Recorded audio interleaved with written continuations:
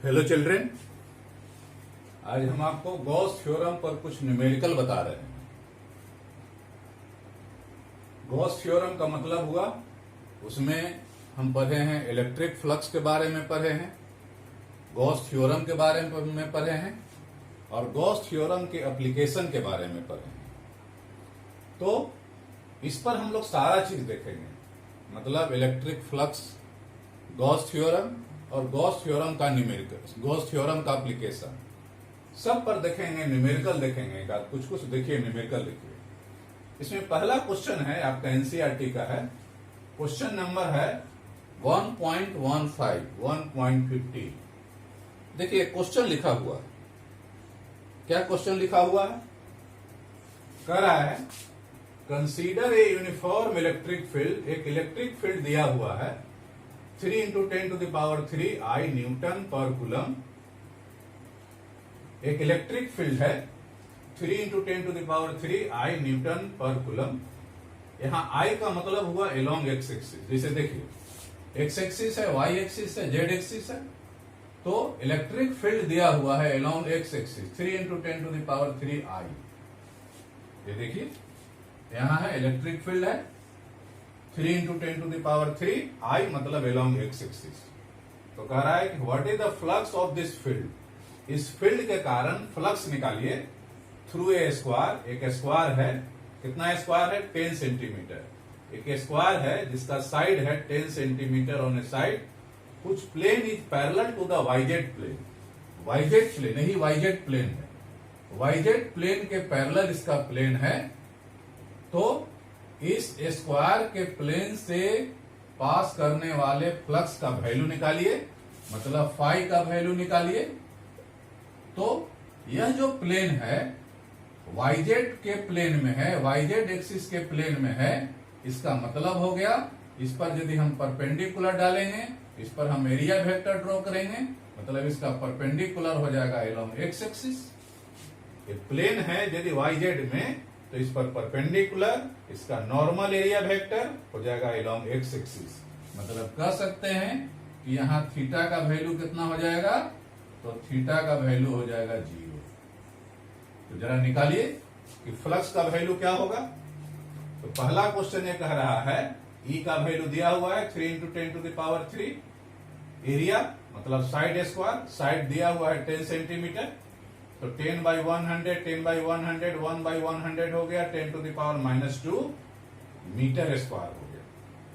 तो फ्लक्स का फॉर्मूला चूंकि आप जानते हैं E डॉट एस मतलब ES cos थीटा।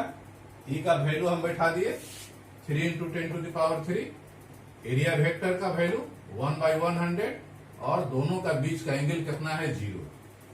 तो 3 कट गया, 20 कट गया, 3 × 10 cos 0 का वैल्यू 1 आ गया, तो आ गया 30 न्यूटन मीटर स्क्वायर पर कूलम आ गया। एक का क्वेश्चन का आंसर समझ गए। बी देखिए क्या कह रहा है, what is the flux through the same square. यही स्क्वायर से कितना फ्लक्स निकलेगा if the normal to its plane. ये जो प्लेन का नॉर्मल इस प्लेन का परपेंडिकुलर क्या हो, makes angle 60 degree with x axis. यह एक्स एक्सिस से इसका प्लेन का नॉर्मल परपेंडिकुलर क्या हो जाए, 60 डिग्री एंगल बनाए। मतलब ये एक्स एक्सिस के डायरेक्शन में इलेक्ट्रिक फील्ड है और नॉर्मल हो गया, मतलब इस प्लेन का नॉर्मल हो गया, इससे एंगल बना रहा है 60 डिग्री, मतलब थीटा का वैल्यू हो गया 60 डिग्री। तो यहां फ्लक्स का वैल्यू क्या होगा? वही तो फॉर्मूला है। बी में देखिए फाई का value ES cos theta, E का वैल्यू हो गया 3 × 10⁻³, S का वैल्यू हो गया 1/100, cos थीटा हो गया cos 60, 3 × 10 20 कट गया, ये हो गया 30 हो गया, cos 60 का वैल्यू हम बैठा दिए हैं 1/2, मतलब इसका हम क्रॉस किए, काट दिए, तो हो गया 15 न्यूटन मीटर स्क्वायर पर कूलम। ये न्यूटन मीटर स्क्वायर पर कूलम फ्लक्स का यूनिट है। ये तो हो गया पहला क्वेश्चन। इसमें और क्वेश्चन देखिए, इसमें और क्वेश्चन देखिए, नेक्स्ट क्वेश्चन देखिए।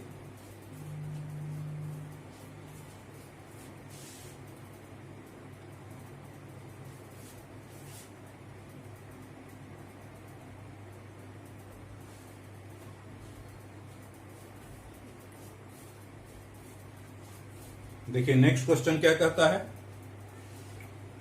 नेक्स्ट क्वेश्चन कहता है careful measurement of the electric field at the surface of A black box.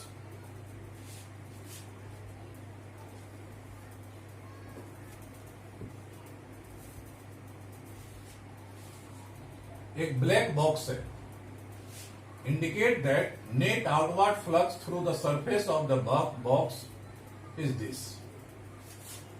क्या कहता है, एक बॉक्स है, बक्सा है, बॉक्स है, बक्सा है,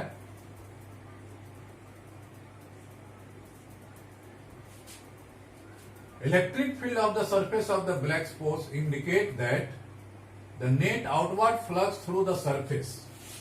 यहां से टोटल फ्लक्स कितना निकल रहा है, चारों तरफ से फ्लक्स का वैल्यू निकल रहा है 8 × 10⁻³ न्यूटन मीटर स्क्वायर पर कूलम। तो पहला क्वेश्चन क्या है, what is the net charge inside the box. इस बॉक्स के अंदर कितना चार्ज है, चार्ज का वैल्यू निकालिए।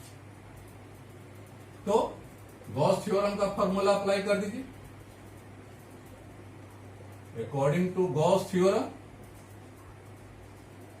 आप जानते हैं फ्लक्स इक्वल टू क्या होता है, 1/ε0 इंटू टोटल चार्ज।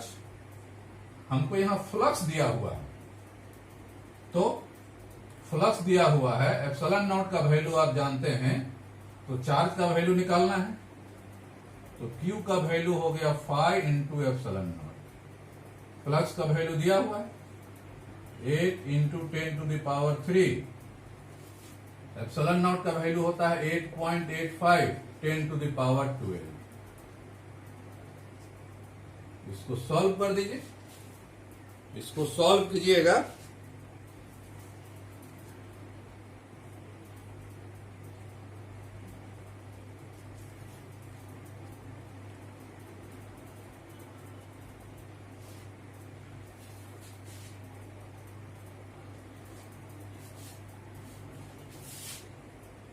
-12 8.85 10⁻12। इसको सॉल्व कीजिएगा तो वैल्यू हो जाएगा, करीब करीब हो जाएगा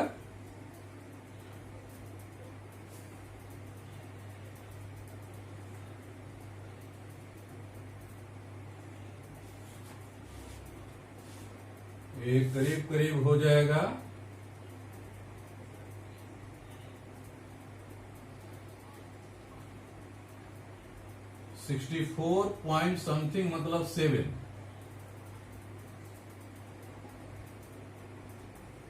करीब करीब हो जाएगा आपको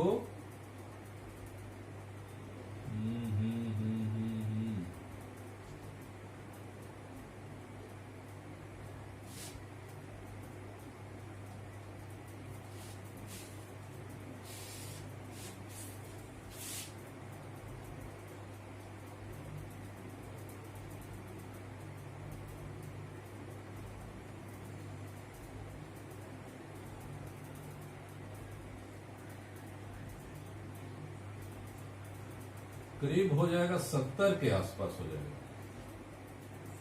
70 × 10⁻³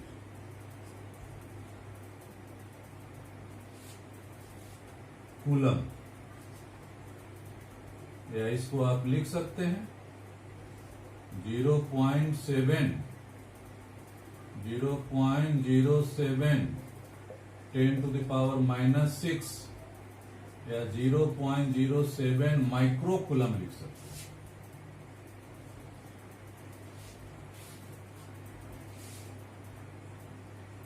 तो 0.07 माइक्रो कूलम हो गए। चलिए सेकंड क्वेश्चन देखिए, क्या कहता है second question, if the net outward flux through the surface of the box were 0। क्या कह रहा है, फ्लक्स का वैल्यू 0 है। If the net outward flux through the surface of the box were 0, could you conclude that there were no charge? यदि flux का value 0 है, इसका मतलब क्या कहता है, देयर वेयर नो चार्ज, इसका मतलब अंदर कोई चार्ज नहीं है, अंदर कोई चार्ज नहीं है तो फ्लक्स जीरो हो जाएगा। ऐसा कोई जरूरी नहीं है, व्हाई और व्हाई नॉट। तो ऐसा कोई जरूरी नहीं है कि फ्लक्स का वैल्यू जीरो है तो चार्ज का वैल्यू भी जीरो है। पहला तो ठीक है, flux zero then charge zero. ऐसा भी हो सकता है कि कुछ चार्ज पॉजिटिव हो कुछ चार्ज नेगेटिव हो, मतलब नेट चार्ज जीरो हो, नेट चार्ज जीरो मतलब चार्ज है, कुछ पॉजिटिव है कुछ नेगेटिव है, क्योंकि गॉस थ्योरम कहता है कि फ्लक्स का वैल्यू 1/ε0 इंटू नेट चार्ज, अंदर का टोटल चार्ज। मान लेते हैं अंदर कुछ पॉजिटिव है कुछ नेगेटिव है, दोनों सब मिला करके जीरो हो गया, तो जीरो मतलब नेट चार्ज जीरो। तो कोई चार्ज नहीं है तब पर भी फ्लक्स जीरो होगा। यदि चार्ज है, कुछ पॉजिटिव नेगेटिव है, नेट चार्ज जीरो है, तब फिर भी हो जाएगा फ्लक्स जीरो, क्योंकि गॉस थ्योरम अप्लाई होता है जब नेट चार्ज से रिलेटेड होता है। चलिए ठीक है, और क्वेश्चन देखिए।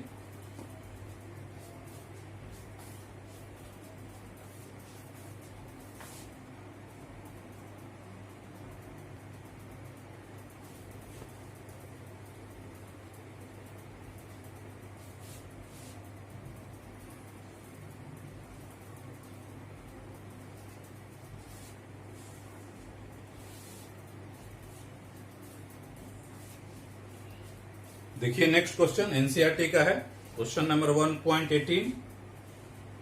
क्या कहता है, कहता है एक पॉइंट चार्ज है 10 माइक्रोकूलम, एक पॉइंट चार्ज है 10 microcoulomb is at a distance 5 centimetre directly above the centre of a square.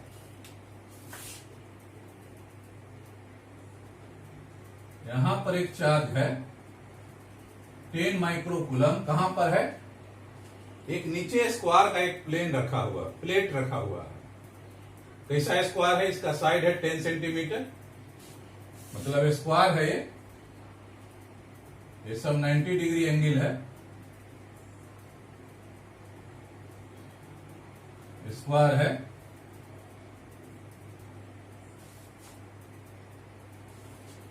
एवं एक पॉइंट चार्ज 10 माइक्रोकूलम, एक चार्ज है पॉइंट चार्ज है 10 माइक्रोकूलम का, is at a distance 5 centimetre, 5 centimetre ऊपर है, 5 सेंटीमीटर ऊपर है, directly above the centre of a square of side.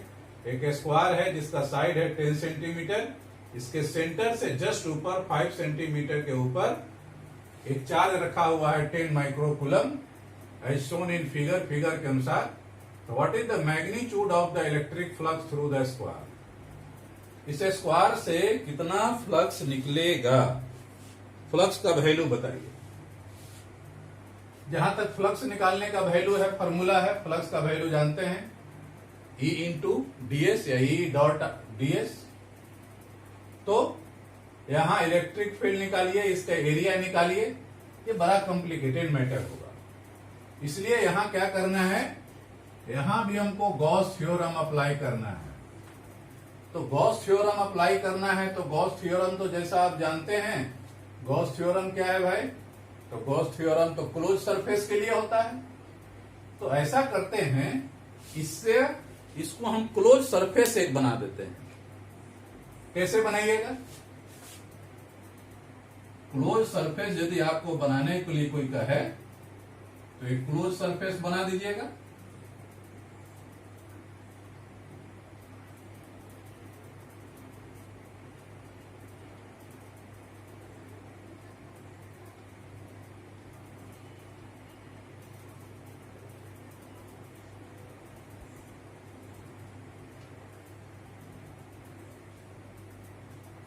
Close surface बन गया, एक क्यूब बन जाएगा। तो पहले हम लोग इस पूरे क्यूब से टोटल फ्लक्स निकालिए। ड्रॉ ए क्लोज्ड क्यूब, पहले क्यूब बना दीजिए। तो टोटल इलेक्ट्रिक फ्लक्स कितना हो जाएगा? Total electric flux 1/ε0 into Q. तो फ्लक्स का वैल्यू हो गया, तो टोटल फ्लक्स हो गया। फिर क्या कह रहा है? What is the magnitude of the electric flux through the square. ये जो स्क्वायर है, इस स्क्वायर से, ये प्लेन से कितना फ्लक्स निकलेगा? तो इलेक्ट्रिक फ्लक्स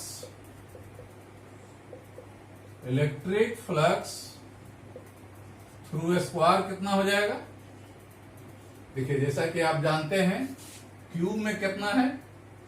6 होता है, 6 सरफेस होता है, 6 स्क्वायर होता है। क्यूब में 6 स्क्वायर होता है। लेकिन क्वेश्चन तो पूछ रहा है, दिया हुआ है तो एक ही स्क्वायर है। तो ये जो हम फ्लक्स निकाले, तो ये तो 6 को जो 6 जो स्क्वायर है जिससे क्यूब बना है, तो 6 स्क्वायर से होकर के ये फ्लक्स का वैल्यू हो गया। तो electric flux through the square हम निकाल सकते हैं। ये तो 6 का है इतना, तो 1 का कितना हो जाएगा? 5/6, मतलब 1/6 चार्ज इंटू ε0। 1/6 चार्ज का वैल्यू लिख दीजिए। अंदर कितना चार्ज है?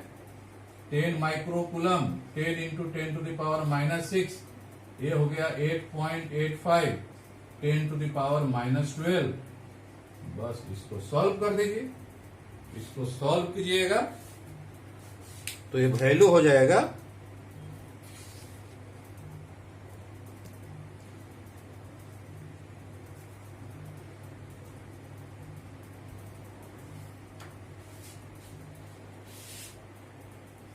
1.88 10⁵ न्यूटन मीटर स्क्वायर पर। हमको सिर्फ निकालना है what is the magnitude of the electric flux through the square. एक स्क्वायर से कितना फ्लक्स होगा? तो टोटल 6 स्क्वायर से, टोटल क्लोज सरफेस से फ्लक्स का वैल्यू हो गया इतना गॉस थ्योरम से। तो एक स्क्वायर से कितना हो जाएगा? टोटल फ्लक्स के 6 से डिवाइड कर दिए तो हमको निकल गया 1.88 10⁵ न्यूटन मीटर स्क्वायर पर कूलम। चलिए और नेक्स्ट क्वेश्चन देखिए।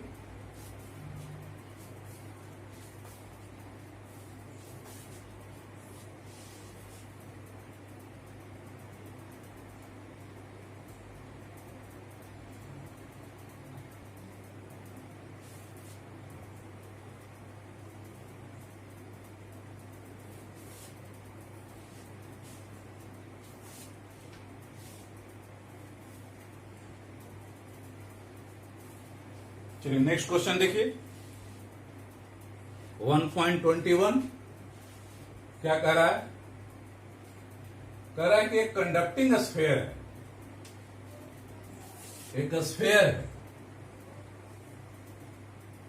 स्फीयर है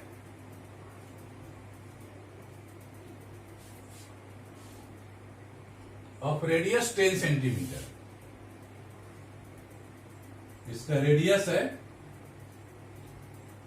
10 सेंटीमीटर।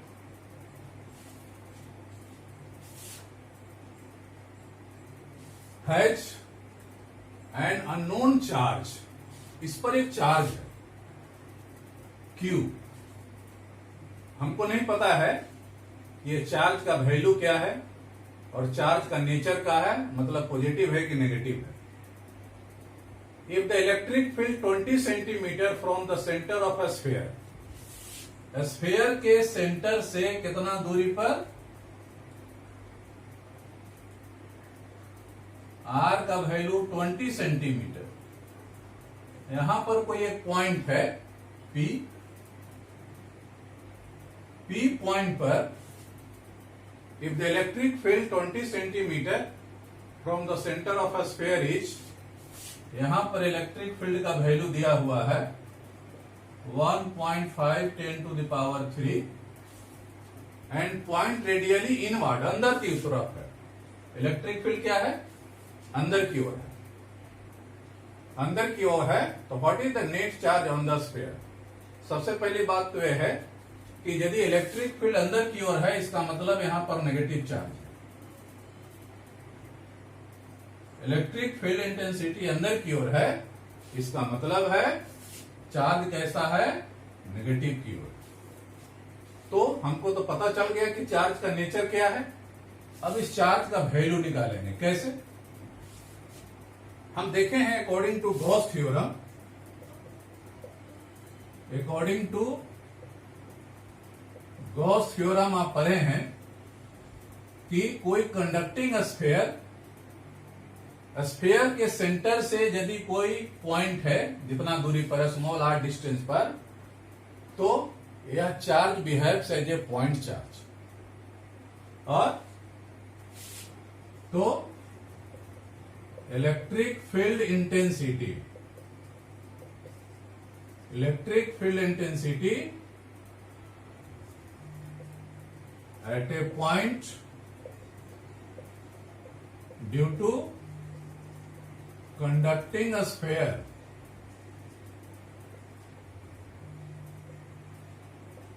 E का वैल्यू आप पढ़ चुके हैं 1/4πε0 Q/r²।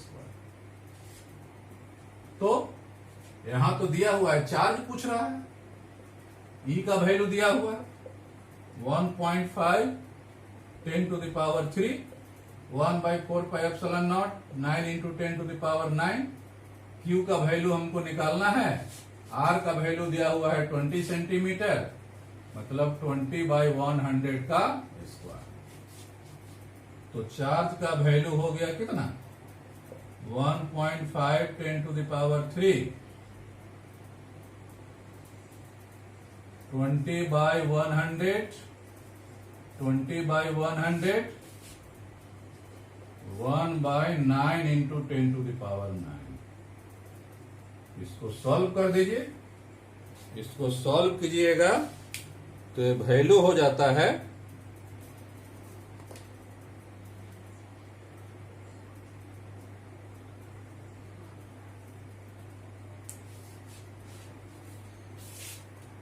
6.67 10⁻⁻4 कूलम। सॉरी 9 होता है। 6.67 10⁻⁹9 कूलम। और सबसे बड़ी बात है कि ये कैसा चार्ज होगा? तो नेगेटिव चार्ज होगा, क्योंकि क्वेश्चन में दिया हुआ है रेडियली इनवर्ड, अंदर की ओर है इलेक्ट्रिक फील्ड, इसलिए जो भी चार्ज होगा वो चार्ज का वैल्यू नेगेटिव होगा। मतलब हो गया -6.67 10⁻⁻9 कूलम। देख लीजिए, समझ लीजिए। तो नेक्स्ट क्वेश्चन देखिए।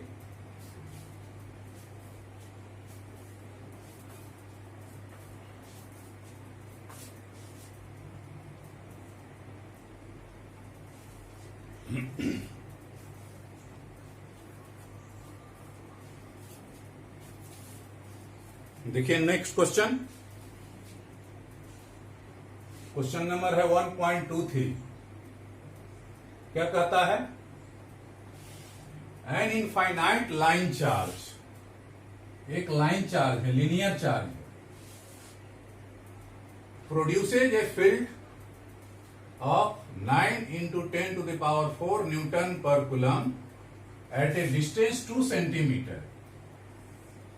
यहां पर कोई चार्ज है, यहां से 2 सेंटीमीटर के दूरी पर इलेक्ट्रिक फील्ड है 9 × 10⁴ न्यूटन पर coulomb.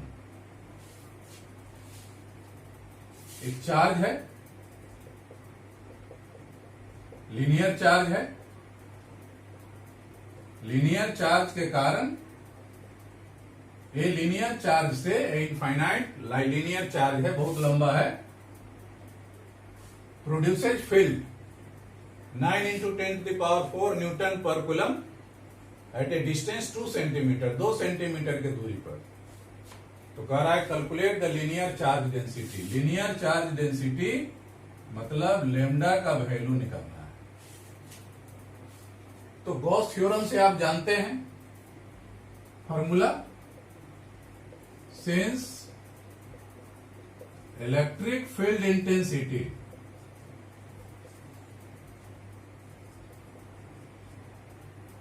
Due to linear charge,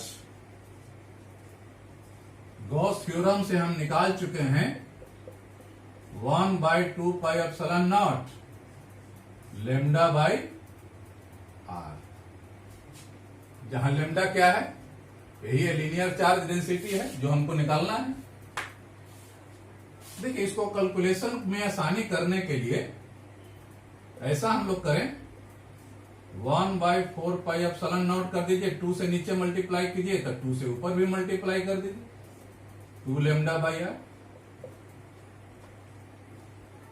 तो ई का वैल्यू आपको दिया हुआ है 9 into 10 to the power 4, ये हो गया 9 into 10 to the power 9, 2 lambda हमको निकालना है, आर का वैल्यू 2 सेंटीमीटर मतलब 2/100। तो लेमडा का वैल्यू हमको निकालना है, लेमडा हो जाएगा कितना, 9 into 10 to the power 4 2/100, 9 into 10 to the power 9 into 2, जो कटे सो काट दीजिए, 9 से 9 कट गया, 2 से 2 कट गया, कितना हो गया 10 to the power 4, ये नीचे हो गया 11, 10 to the power -7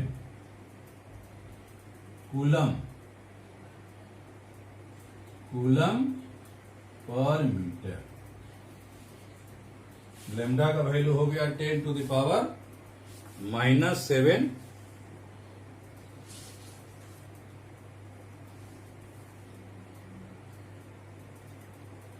coulomb, 10 to the power -7 coulomb per metre.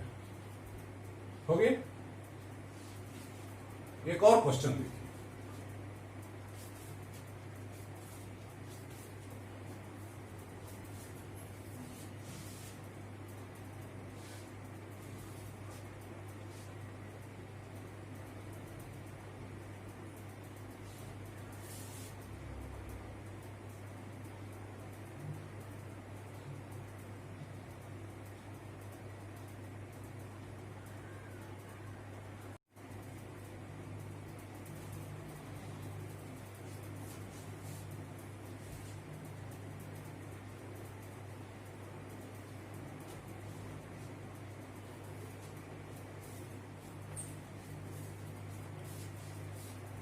देखिए नेक्स्ट क्वेश्चन है, एनसीईआरटी का है, क्वेश्चन नंबर 1.24। क्या कहता है, ध्यान से देखिए। कहता है 2 large thin metal plate are parallel, 2 metal plate है, 2 प्लेट है,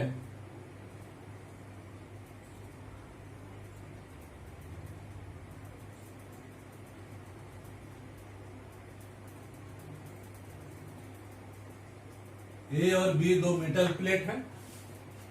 2 large thin metal plate are parallel and close to each other on their inner face, दोनों का इनर फेस पैरेलल है।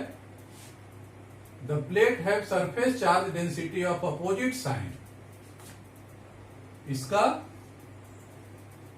मान लेते हैं surface charge density sigma A है और इसका surface charge density sigma B है। तो कह रहा है द प्लेट है surface charge density of opposite sign, एक का पॉजिटिव है तो दूसरा का नेगेटिव है। मतलब यदि इस पर पॉजिटिव है चार्ज और इस पर नेगेटिव चार्ज है मान लेते हैं,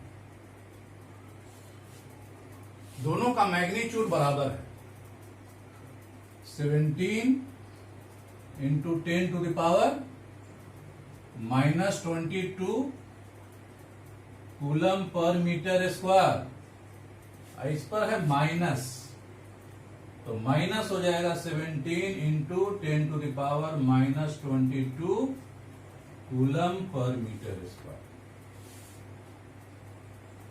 दोनों पर चार्ज डेंसिटी का वैल्यू बराबर है, लेकिन नेचर अपोजिट है। प्लेट है, surface charge density of opposite sign, एक पर पॉजिटिव है तो एक नेगेटिव है, एंड मैग्नीट्यूड दोनों पर सेम है।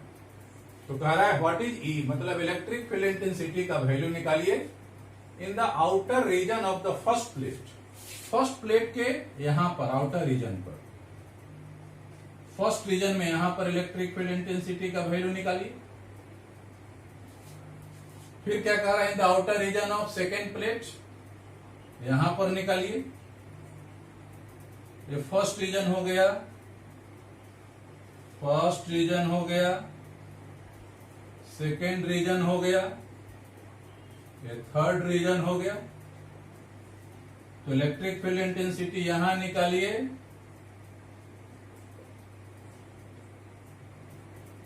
पहला में क्या है in the outer region of first plate, ये वाला निकालिए। In the outer region of second plate, ये वाला निकालिए। और बिटवीन द प्लेट मतलब E2 का वैल्यू निकालिए।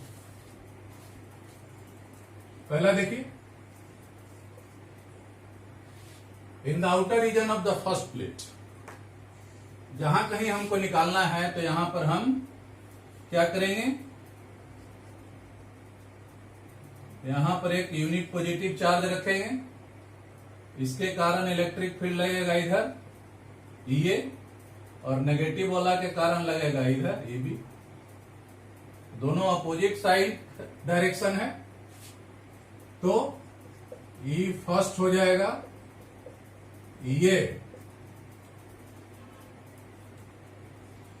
Minus E B. जैसा कि आप जानते हैं थिन मेटल प्लेट के कारण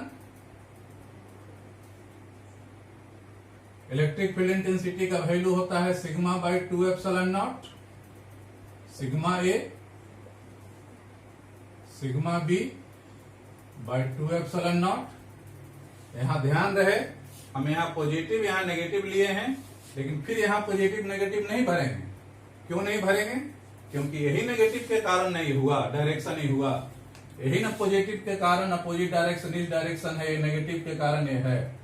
तो इसके कारण तो ऑलरेडी हम लोग डायरेक्शन ले ही चुके हैं, अपोजिट डायरेक्शन। इसलिए दोनों का मैग्नीट्यूड बराबर है, सिग्मा ए का वैल्यू सिग्मा बी के बराबर है। सो फर्स्ट रीजन में हो जाएगा इलेक्ट्रिक फील्ड इंटेंसिटी का value 0। Sigma A sigma B का वैल्यू बराबर है, तो इसलिए दोनों के कारण इलेक्ट्रिक फील्ड इंटेंसिटी यहां पर हो गया 0 हो गया। बी देखिए क्या कहता है, in the outer region of the second plate, यहां पर E3 का वैल्यू कितना होगा,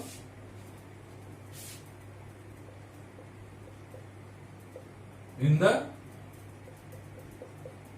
थर्ड रीजन ये हो गया, in the first region. Third region में भी देखिए, यहां पर भी हम लोग क्या करें, यूनिट पॉजिटिव चार्ज ले लीजिए। ये पॉजिटिव के कारण इधर हो जाएगा ये नेगेटिव के कारण इधर हो जाएगा ये भी। तो यहां भी रिजल्टेंट क्या हो जाएगा, वहां भी 0 हो जाएगा। E3 का वैल्यू वहां भी हो जाएगा E A plus E B, ये भी हो गया sigma A by 2 epsilon naught. Opposite है इसलिए माइनस कर दें, sigma B by 2 epsilon naught. यहां पर भी 0 हो गया, मतलब यहां पर भी इलेक्ट्रिक फील्ड इंटेंसिटी का वैल्यू हो गया 0। In the outer region of second plate भी हो गया 0। सी देखिए, in the region between the plate, between the plate मतलब in second region, second region में क्या हो जाएगा, यहां पर क्या करेंगे, यहां पर भी हम यूनिट पॉजिटिव चार्ज लेंगे, तो पॉजिटिव पॉजिटिव रिपेल करेगा ये, और पॉजिटिव नेगेटिव ये अट्रैक्ट करेगा। यहां दोनों सेम डायरेक्शन में हो गया, दोनों सेम डायरेक्शन में हो गया, तो सेकेंड रीजन में वैल्यू हो गया, यहां पर वैल्यू हो गया सेकेंड रीजन में। इसको जरा हम लोग थर्ड रीजन लिख दें, यहां ये थर्ड लिख दें, यहां तो सेकेंड हो गया, ये हो गया EA प्लस EB, दोनों सेम डायरेक्शन में है, जुट गया। Sigma by 2 epsilon naught, sigma B by 2 epsilon not, ये हो गया, दोनों का वैल्यू बराबर है, सिग्मा A सिग्मा B का वैल्यू बराबर है। इसको हम लोग लिख दें sigma by 2 epsilon naught, sigma by 2 epsilon not, 2 sigma by 2 epsilon naught, sigma by epsilon naught. Sigma का वैल्यू दिया हुआ है 17 इंटू 10 टू द पावर -22, और एप्सिलॉन नॉट का वैल्यू लिख दीजिए 8.85, 10 टू द पावर -12। ये सारा कैलकुलेशन कीजिएगा तो यही वैल्यू हो जाता है, यहां पर वैल्यू हो जाएगा